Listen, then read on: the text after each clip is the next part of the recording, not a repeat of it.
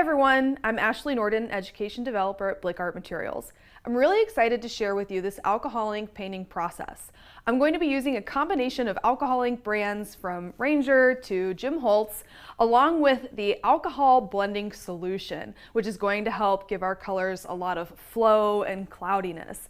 We're going to be working on a Clayboard that actually is cradled, so your artwork will be ready to hang as soon as you're done. The Clayboard is ultra smooth. They're made by Ampersand. They're extremely versatile, and this particular surface is great for alcohol inks because it's super smooth. So the inks are going to lay down really nicely with little movement, and it won't be working into a groove like you would get with a gesso board that has a texture. We have a couple different techniques that we can try, and the one that I'm going to show you today involves blowing the alcohol inks around to get the effect that you want. So let's go ahead and dive right in. I'm going to use a combination of pearlescent and regular inks. So this is the Ranger Alcohol Pearl in magenta, and with the pearlescent inks you want to give them a good shake until you can hear that ball bearing rattle around. Make sure the lid is closed nice and tight, or use a paper towel to hold on to it. Make sure it's all mixed, and you'll know because you won't see any pigment at the bottom of that bottle. I'm going to alternate colors just like I did in these examples, and I'm going to show you exactly what we did. So you want your board facing vertical. Of course, it's totally optional, but for this example we're going to work with a vertical orientation, and I'm going to work from the top corner of the board on the left to the bottom corner of the board on the right, alternating colors. So starting with the pearlescent ink, I'm going to lay some of this color down in kind of a comma shape. Then I'm going to take my second color, which is an alcohol pearl color as well, in blue. I'm going to give it a shake until I can see all of that paint mixed. And connecting colors, I'm going to make another comma that goes in the other direction. I'm going to break up these two colors by placing purple right in the center. And we're going to do the same thing, a comma that cuts right through the middle in the other direction. Then I'm going to alternate my colors once more, working my way down to the other corner of the board. And I like to make sure these lids are on nice and tight between colors, because if you grab one of those bottles and give them a shake, that ink might want to seep out from under the lid. So here's a pattern that we're going to start working with. And there are many different ways that you can use alcohol inks. For this one, once we get this one layer down, we want it to dry. So you can fan it. You can even use a craft heat gun or a blow dryer on low just to zap them up and get them nice and dry. Now our next technique is going to involve adding the alcohol blending solution. So you'll often see people using isopropyl rubbing alcohol, somewhere between 70 and 90% formula. Rubbing alcohol will work with your inks if that's what you have on hand. However, you might notice that once you drop that alcohol down, it dries up the color really quickly. If you're using something like an alcohol blending solution, it's going to have a little more generous drying time, and it's going to just give you more time to work your alcohol inks. So again, if you have rubbing alcohol and you want to give this a try, go ahead and use that. If you want to step it up just a little bit, I highly recommend using the alcohol blending solution. And this is by Jim Holtz. So it looks like this is dry enough for us to start working our way back up from the corner down. So there's a nice nozzle on here, just like the alcohol inks have. And we're just going to use one drop at a time. So you don't want to cover your colors in blending solution. You want to work slowly and let the colors change and move as you work. So one color at a time, I'm just going to drop a few colors, and you'll see that the ink is already starting to move. Now I'm going to take a straw, and we're just going to blow this in different directions as much as we can. And we can even turn it and blow from the other direction to get as much movement as possible. Now let's work with our next color. And if you're following along, work at a pace that allows you to have enough working time with your colors to get them moving. And take my straw. Maybe you have a fast food straw that you didn't use.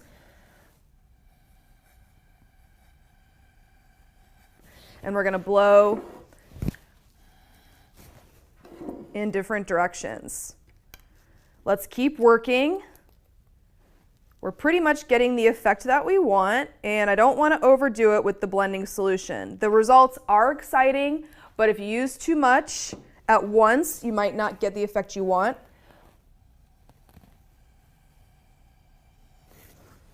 And if you need to turn it,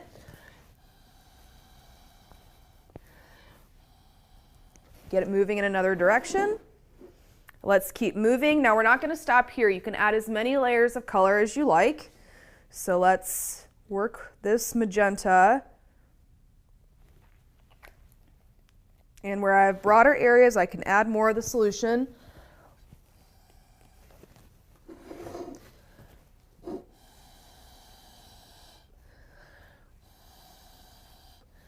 Good. Keep working.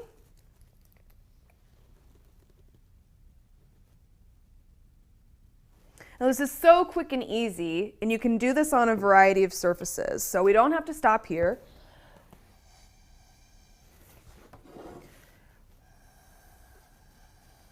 You can also use alcohol inks on something called Yupo paper, so be sure to check out our part 2 of this session coming up, and you'll learn even more methods. So now that we've worked our way from top to bottom, corner to corner, let's add another layer, because the more color the better, right? So let's make sure that this is shaken up. And we're just going to work the opposite way that we did before, in the sense that we did a left comma and a right comma. So let's kind of work in the opposite way so that we can cover more area. So add it in, close that lid nice and tight, shake up the next color if you're using the pearl inks. Now, the pearlescent inks have a lot of stickiness, and the typical inks will have a lot of flow. So just something to keep in mind when you're choosing your colors.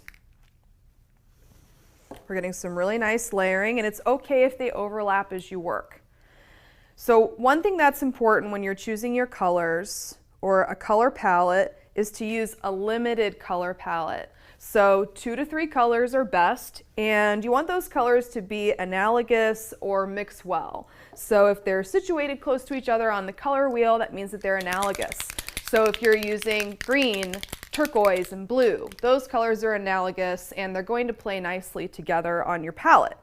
So something to keep in mind, just so that you don't go using red, yellow, and blue together and make mud. Of course, if you want that brown, then there's your color formula.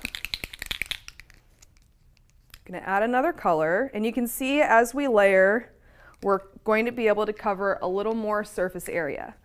Now let's use that handy alcohol blending solution. This is going to be your best friend when you're using alcohol inks.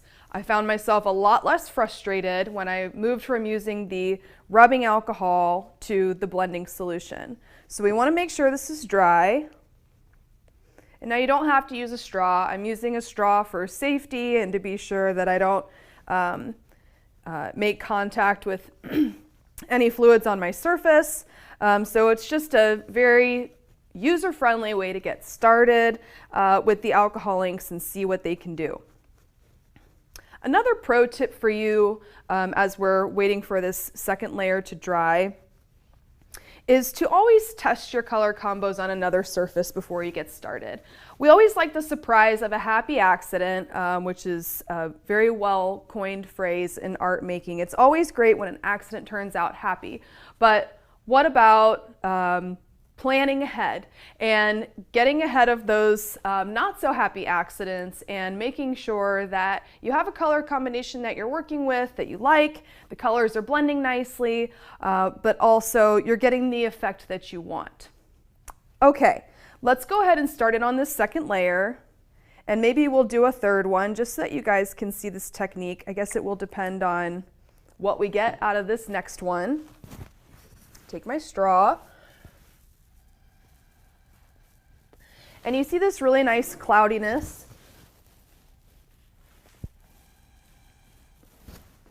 Start to come from your inks. Kind of wispiness. Let's move to the next color, right where we dropped it before. And hopefully what we're seeing are the two layers start to come together and do a little bit of blending. And a little more surface area coverage. Here I have a little bit of cakiness, but I'm not going to dive right back in with the blending solution. I'm going to let it dry. The alcohol inks play a lot nicer if you let them dry and go back in with the solution. Otherwise, you might have a pool of ink that's really difficult to control. So keep your drying times in mind as you're working. And I'm not trying to bite off too much at once.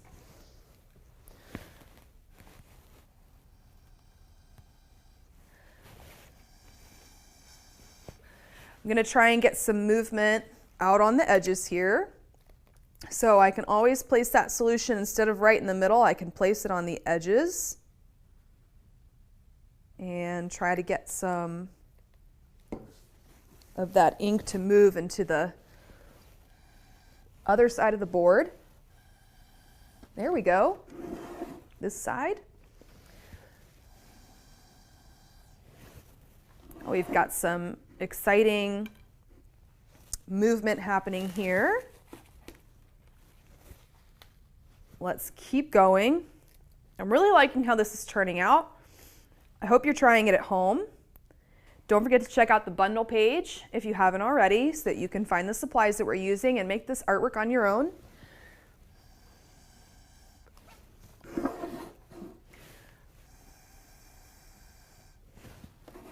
Almost done with our second layer.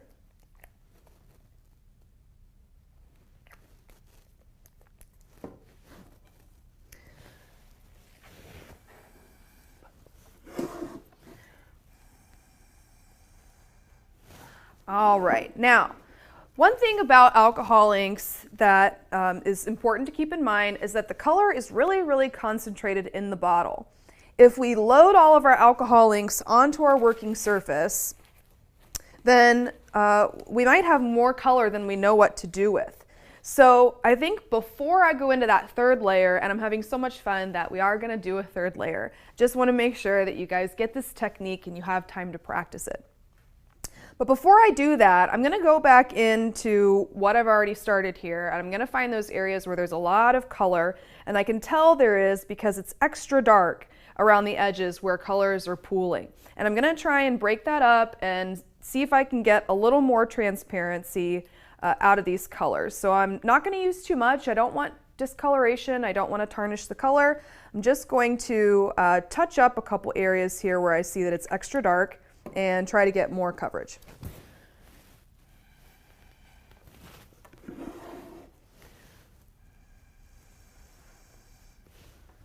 All right, I'm going to keep my board turned this way, and I'm going to break this up a little bit. A couple drops at a time. Remember, don't overload.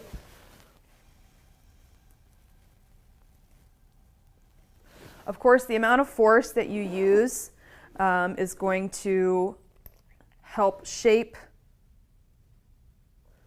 your painting. So maybe we turn it around this way. Try and get some composition notes out of this.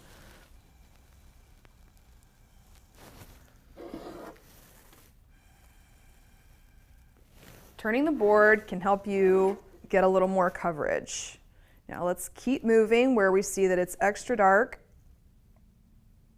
And just a couple drops so you can see how far this alcohol blending solution is going to get you.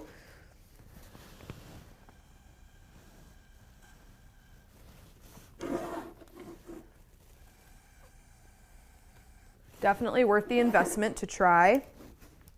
One more pass with the blending solution and then one more layer of color, because it is kind of fun and it is a little relaxing. So let's keep moving.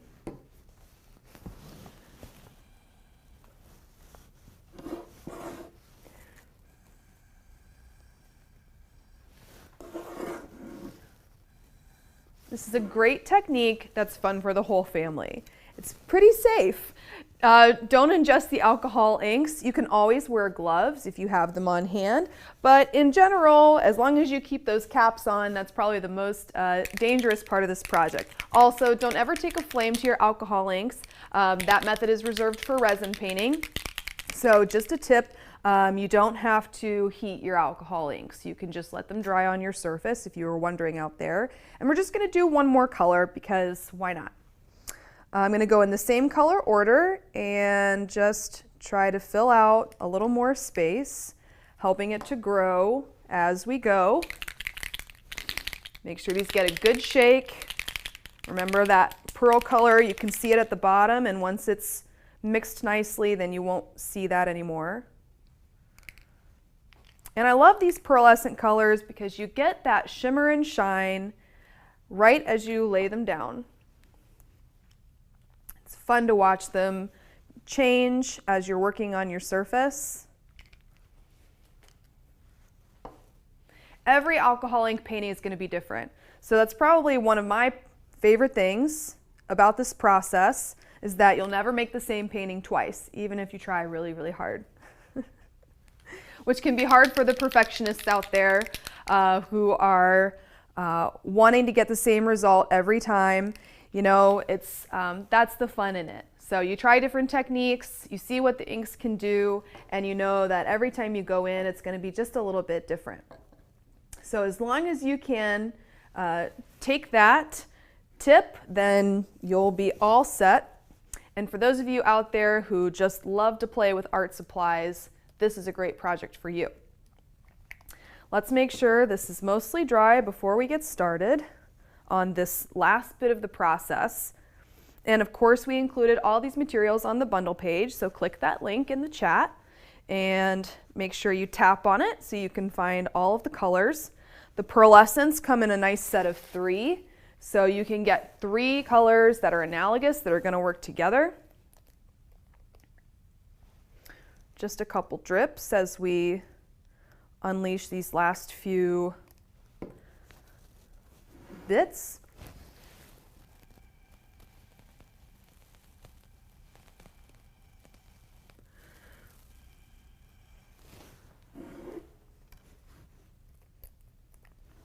Okay, right over that blue area that we just put down, and maybe one where we see it really dark right here.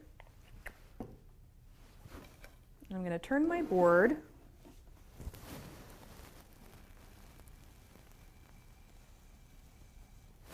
whenever I want.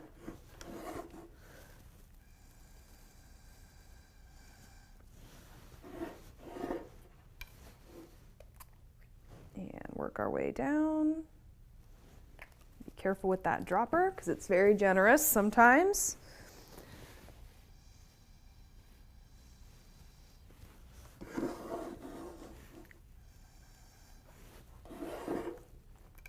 We're almost done. I can see that we've got plenty of color. So after this, I can always go back in and I can adjust the composition a little bit more with this technique.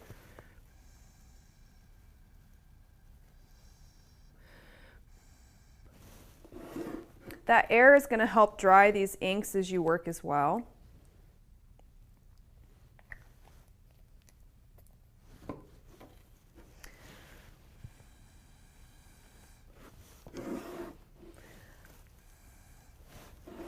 Okay, so for finishing touches, I'm going to go back and see where this ink is extra dark, and I'm just going to break it up in those areas, and that'll be my last step.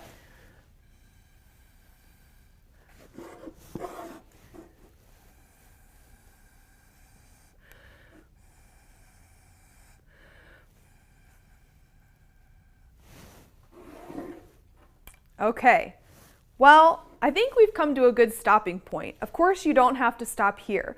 You can always continue to grow your composition and blend your colors. It's really hard for me to not want to go back in and continue to adjust these colors around.